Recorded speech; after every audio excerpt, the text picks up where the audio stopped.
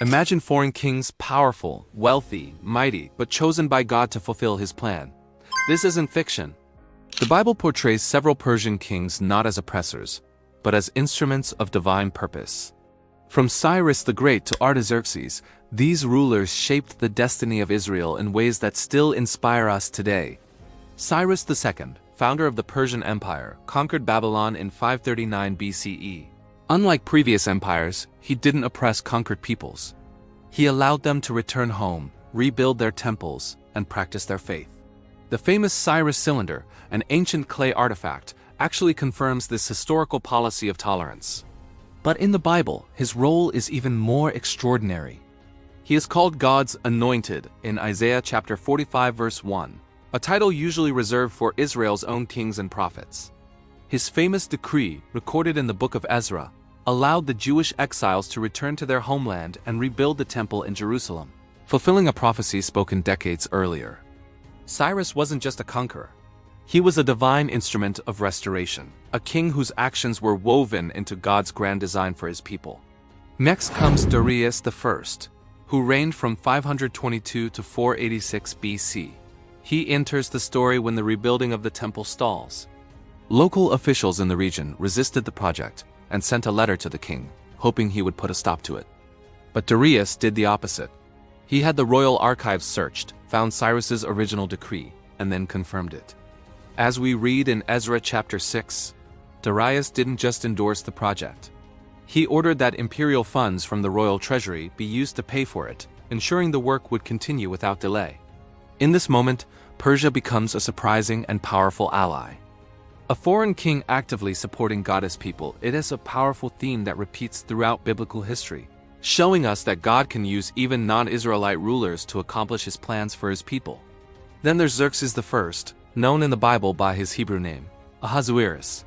He ruled from 486 to 465 BCE, and his reign provides the dramatic backdrop for the story of Esther.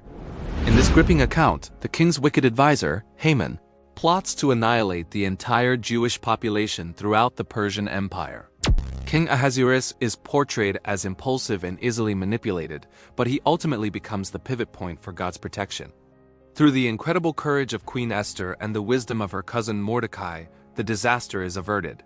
Even here, in the midst of palace intrigue and mortal danger, a Persian king erratic and foreign plays an unwitting role in the divine preservation of God's people. The story serves as a testament to how God can work through any circumstance and any leader to safeguard his own. The saga of Persian support continues with Artaxerxes I, who reigned from 465 to 424 BCE. He was a key patron for two of the most important figures in post-exilic Israel, Ezra and Nehemiah. He sent the priest and scribe Ezra to Jerusalem with resources and authority to teach the law of Moses and restore temple worship. Later, he granted his cupbearer, Nehemiah, permission to return to Jerusalem and rebuild its broken-down walls, providing him with letters of safe passage and even royal timber for the gates. Artaxerxes' decrees in Ezra chapter 7 and Nehemiah chapter 2 allowed the Jewish people to restore not just their temple, but their entire society and identity. Through his cooperation, we see another layer of God's plan unfolding. His covenant can work through the most unexpected hands, even those of foreign rulers who don't share the same faith. So, what can we learn from the roles of these Persian kings? They reveal at least three key biblical themes. First, divine sovereignty. These stories show that God rules over all nations, not just Israel. He can steer the hearts and actions of even powerful Gentile kings to fulfill his will. Second, exile and restoration. Persia was the vehicle God used to bring about Israel's second chance, fulfilling his promises of restoration after the Babylonian exile. And third, faithfulness in foreign lands. The stories of figures like Daniel, Esther, Ezra, and Nehemiah teach us about perseverance, courage, and maintaining our identity while living in the diaspora, surrounded by foreign cultures. Ultimately, these Persian kings remind us that God's purposes transcend national boundaries.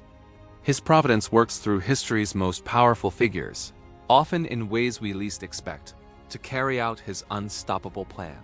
From Cyrus the Great to Artaxerxes I, the Persian kings were more than just rulers. They were instruments in the hands of a sovereign God.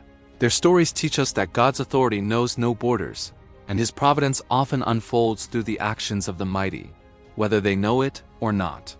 If you want to explore more biblical kings and their hidden roles in God's grand story, make sure to subscribe and hit the bell icon. There's so much more history and theology waiting to be discovered. Thanks for watching.